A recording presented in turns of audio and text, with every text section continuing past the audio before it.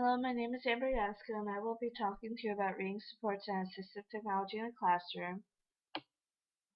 Through my research, I was able to find out the reading supports that are available for students who are struggling with grammar usage, recalling facts, and being able to understand the content that they're reading.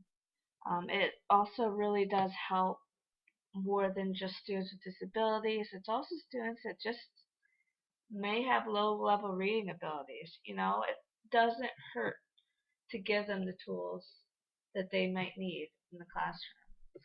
It could be anything like this, just such as having a small group where a teacher can be right there in front of them reading aloud the text and also showing them the pictures.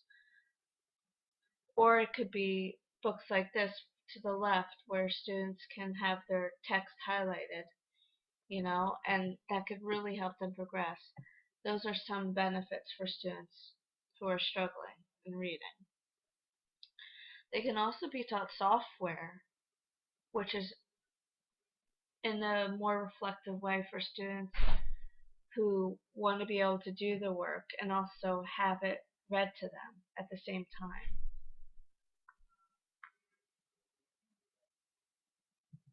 Another benefit of reading supports is that it affects leveled readers. It could be a reader who is only at level A, but through the use of reading supports such as low technology devices, students' levels can increase, which is a great thing. Important areas to teens' literacy skills are the phonemic awareness, such as the ability to hear, identify, and use phonemes, phonics, ability to link sounds and letters to one another through use of forming letter-sound correspondence and spelling patterns. Fluency, knowing how to read and understand their text clearly. Comprehension, understand the meaning of text, being able to answer questions pertaining to the stories. Vocabulary, being able to discover, identify, and recall the meaning of unfamiliar and familiar text and words. Here are two low technology devices that I have found pretty beneficial. The first one to the left is the reading guide, which is like a reading card, but only the text is highlighted and focused, put in the dead center for students who want to be able to manipulate the text so they can move to the next line on their own without having to look and just see a whole bunch of words in front of them. This puts their focus straight in the center. To the right is the book holder, which is helpful because it holds the books in an upright position so students can work together and both look to the text for help. And also here, as the teacher reads it aloud or as other students read it aloud in the classroom. Students have the visual and both are taught the knowledge through listening and reading along. Mid-technology tools are used in the classroom so as in a way that they can carry it with them if need be. They're not as expensive, they're sort of in between. Some mid-technology tools I found was the portable note taker, the ebooks, and the scan read systems. One portable note taker was the Braille Sense on Hand, which really helps students with low vision or who are blind because it's easy to access and they can use it to record their notes in class because it connects them to both the internet, a word processor, and they can also message and email. So it's very manageable, and by having the Braille keyboard, students won't have to be taught how to use a QWERTY keyboard. Obviously, their Braille keyboard is their way of connecting and writing their notes out in their own way. They can also attach this portable note taker right to their computer and have it connect, as you can see in the picture. Ebooks is very essential for any type of student. if you want to be able to access your textbooks or just stories in general, students will have the ability to use these ebooks through the Kindle, either by buying it or by having the app put on your iPod or your iPad. And students can have a whole list of books that they can read through daily, and they can have it any amount of time they need it, either in the classroom or at home. Um, Students at any age can access it too, as long as they know how to hold it and are taught how to use it.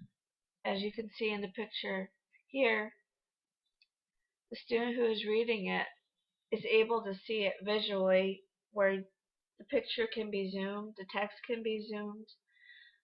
The Kindle has accessibility features where you can have the text written right aloud.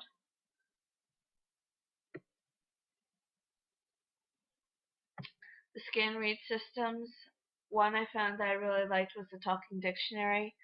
It has a case that covers the top of it, so anytime a student wants to use it, all they have to do is open the case and type in an unfamiliar word, such as the word in there, curious, and it will read the full definition right aloud and also say what the unfamiliar word was. So this device is great because it has that speech output, better display of text, and it highlights the features that are important in the definition.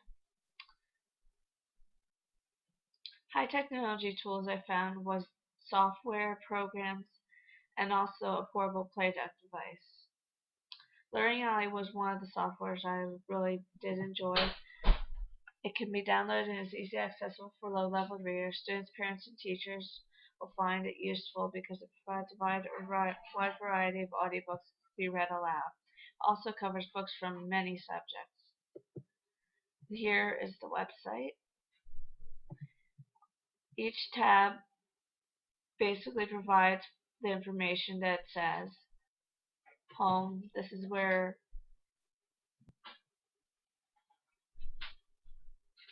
it has many links you can look through and in order to understand what the website's all about, and it gives you more information about the software, so you don't even have to download the software. You can just find out information about helping your child who is struggling in reading, finding new ways to help them progress. You can also take the tour. Here's where I was talking about browsing the audiobooks. To the left is all of the subjects that are listed, and here are just some examples of books. And all you do is click on them and go through the steps that it requires you to take in order to download them. Here is the Reading 180. This is a program that is very helpful for students from grades 4 to 12. This is what the opening screen is, where it has a reading zone, a spelling zone, a word zone, writing zone, and a whole bunch of other topics and subjects you can follow through. This is the student actually taking the quiz. When you go through the Reading 180 program, you go through a series of steps, so students can feel like they're in the classroom, but they're at home and it's at their own leisure, where they can use the headphones and they can have the computer basically talk to them and tell them what they need to do, and it will tell them if their answers are correct. So it has that speech output system that is really useful for students who, might need to have the directions reiterated to them a couple of times, or if they want to reread a story like that, they can be taught those skills and how to answer questions. And this is the website for the Reading 180. Each tab, as you just put your hand over it, it'll show you what these different stages are. There's a stage for each school level, such as elementary school, middle school, and high school. They even have help for English language learners. Okay.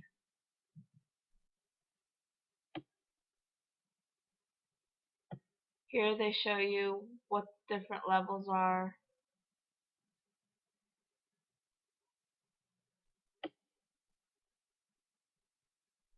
This is the proof where it shows you how they help the students and what their expectations are when they complete this program. For students,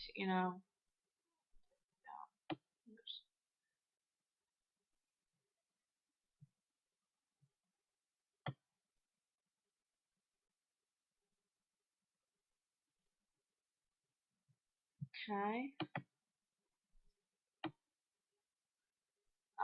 And the last high technology tool I found that was really cool was the Victoria system. It's really like a mini computer.